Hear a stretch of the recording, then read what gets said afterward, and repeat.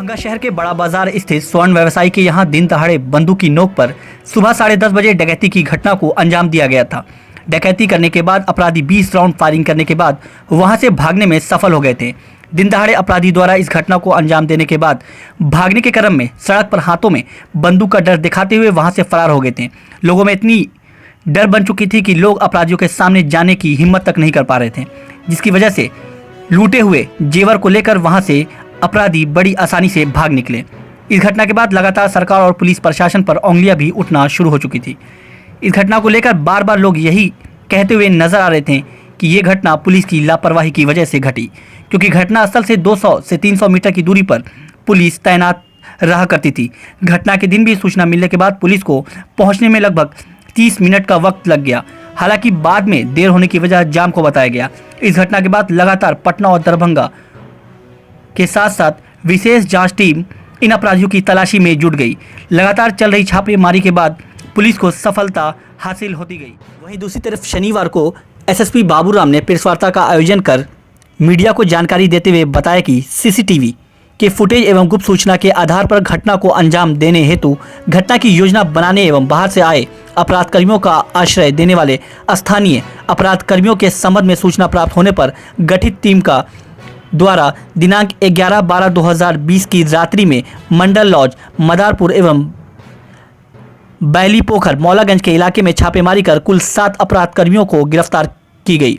गिरफ्तार अभियुक्त का नाम भूषण सैनी मदारपुर जिला दरभंगा, कन्हैया कुमार मदारपुर जिला दरभंगा, केशव कुमार मदारपुर जिला दरभंगा, राजकुमार मदारपुर जिला दरभंगा, पवन कुमार मदारपुर जिला दरभंगा, गणेश कुमार मुगलपुरा थाना लेहसराय जिला दरभंगा, राजू उर्फ शाका मौलागंज जिला दरभंगा।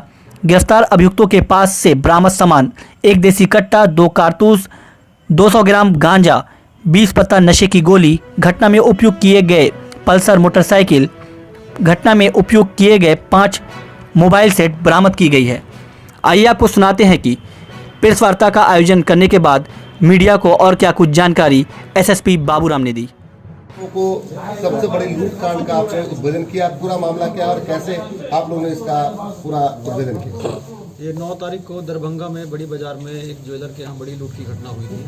हाँ सर, इसमें जिला के तमाम बढ़िया पुलिस पदाधिकारियों के साथ साथ पटना से एसटीएफ की टीम, सीआईडी की टीम और एफएसएल की टीमें भी यहाँ जांच के लिए आई थी और इसमें संयुक्त रूप से पुलिस ने कार्रवाई की और शीघ्र इस केस पर उद्भेदन किया और 7 लोगों की गिरफ्तारी हुई है। इसके बाद जो मामला सामने आया वो ये है कि दरभंगा का एक छोटा सा ज्वेलर है जो पहले एक बड़ी दुकान में काम करता था और इसका यहाँ जो पीड़ित हैं इस केस के अलंकार ज्वेलर, उनके यहाँ आना जाना था।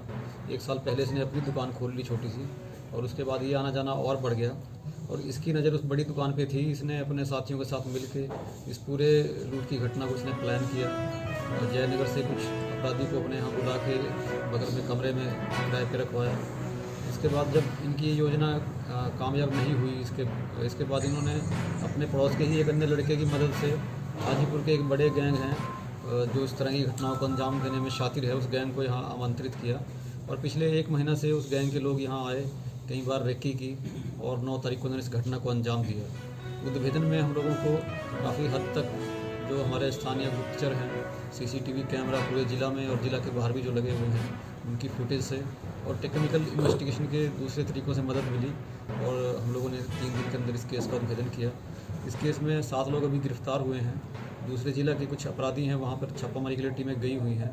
कल रात में गैंग के सरगना के घर पर छापामारी हुई थी हाजीपुर में, लेकिन पीछे उसका घर दूसरे घरों से कनेक्ट होने के चलते पीछे के रास्ते से वो भागने में कामयाब रहा। उम्मीद है जल्दी उसकी गिरफ्तारी होगी और इसके बाद जो गैंग के दूसरे लोग हैं उनकी गिरफ्तारी के लिए और लूटे गए सोने की बरामदगी के लिए भी गिरफ्तारी छापामारी लगातार जारी है। इन लोगों से लूटे गए 4 मोबाइल, इसके अलावा कुछ नशे की गोलियां और गांजा, हथियार, गोली वगैरह बरामद हुआ है। इसके अलावा इनके मोबाइल के जो CDR या अन्य जो टेक्निकल पहलू हैं उनसे भी इनकी इन्वॉल्वमेंट इसमें स्पष्ट हुई है और सभी ने पूछताछ में भी अपनी संलिप्तता स्वीकार की है और डिटेल में बताया है कि कैसे 4 महीने से अपराध की योजना को ये लोग बना रहे थे और कैसे कैसे लोग इनके संपर्क में आए, जिसको हम लोग विस्तृत रूप से आपको लिखित प्रेस नोट में भी देंगे जानकारी। सर, जो गिरफ्तार हुए हैं क्या वो दरभंगा के ही है या बाहर के हैं?